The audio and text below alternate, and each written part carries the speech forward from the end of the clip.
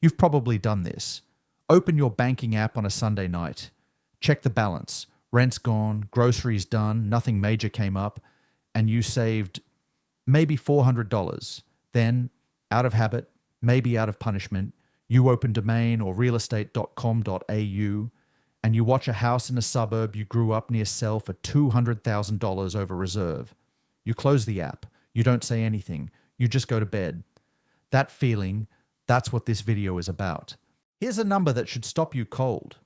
In 1984, the average Australian home cost 3.3 times the average annual income. Today, it costs almost 10 times. 10 years of salary, before tax, before groceries, before rent, before anything.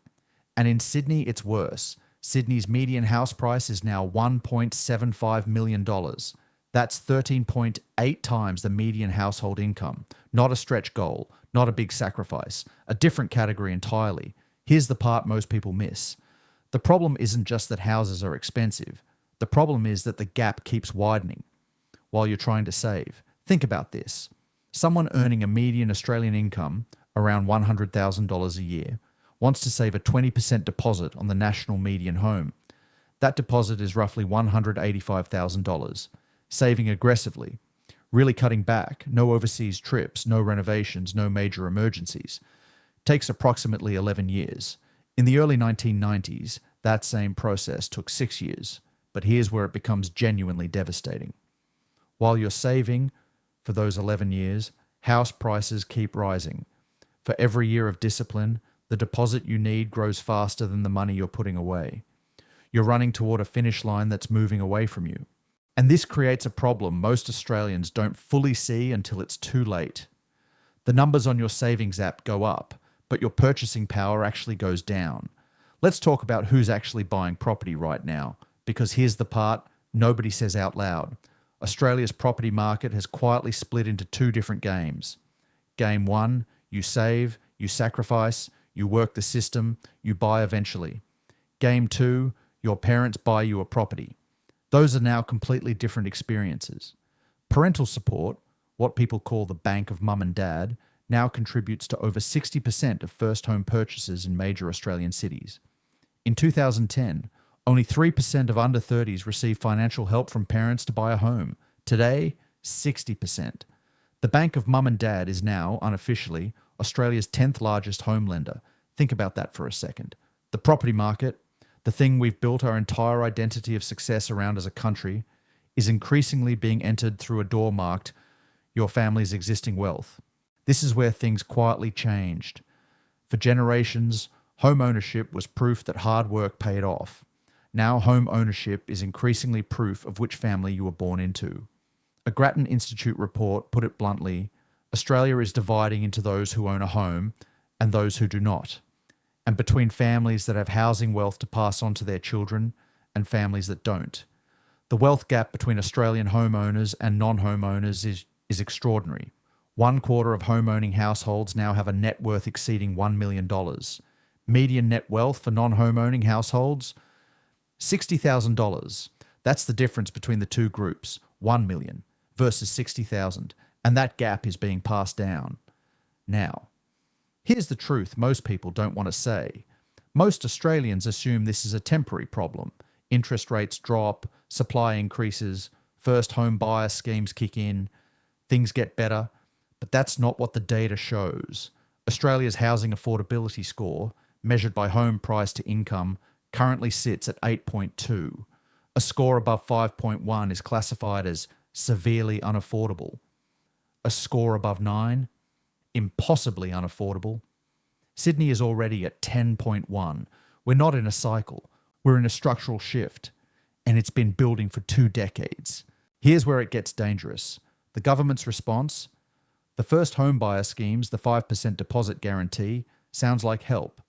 But independent economists have noted these policies often increase demand without increasing supply, which inflates prices, which means the schemes designed to help first home buyers have, in some cases, made it harder for them.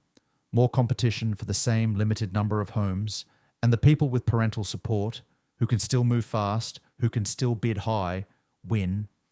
There's another hidden pressure most people completely miss. Australia is about to experience the largest intergenerational wealth transfer in its history. Over the next 20 years, baby boomers will pass down an estimated $3.5 trillion, possibly more, in accumulated wealth, much of it in property. For the children of property-owning families, this is a generational leg up, a deposit, a guarantor, an inheritance, an early gift. For the children of renters, of people who were already locked out, there's nothing to transfer. The finish line doesn't just stay moved, it gets inherited by someone else. You're not imagining the pressure. You're not bad with money. You're not failing because you bought avocado toast or kept your streaming subscription. The rules changed. The home that cost 3.3 times income in 1984, owned by someone on an average wage with one income raising a family, that home doesn't exist anymore. Not at that price, not at those terms, not in the same suburbs, not in the same reality. What exists now is a system where housing costs now consume 45% of a median household's pre-tax income just to service a mortgage, where 1.26 million low-income households are in financial housing stress right now, where Australia will fall 375,000 homes short of its own housing targets by 2029, and where, if you don't have family wealth to fall back on, the realistic path to home ownership now runs through luck, geography, compromise, or waiting longer than a decade. So what does this actually mean? It means property in Australia is no longer just shelter. It's not just investment. It's becoming a class divide. On one side, the families who got in early, who have equity, who can pass something down. On the other, everyone starting from zero, watching the gap widen in real time.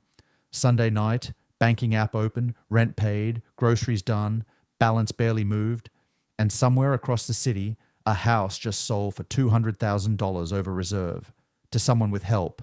The people who understand this, really understand what's happening and why, are already making different decisions. Not giving up, but recalibrating where they're willing to live, how they structure their finances, whether they enter the market differently, regionally, through superannuation strategy, through partnership, understanding the system as it actually exists, not as it was promised to them, because the finish line moved. The question isn't whether to be angry about it. The question is, what do you do now that you know? If you want to understand how Australians are actually navigating this, the strategies that are working, the thinking that's shifting, make sure you're subscribed, because this is exactly what this channel is for.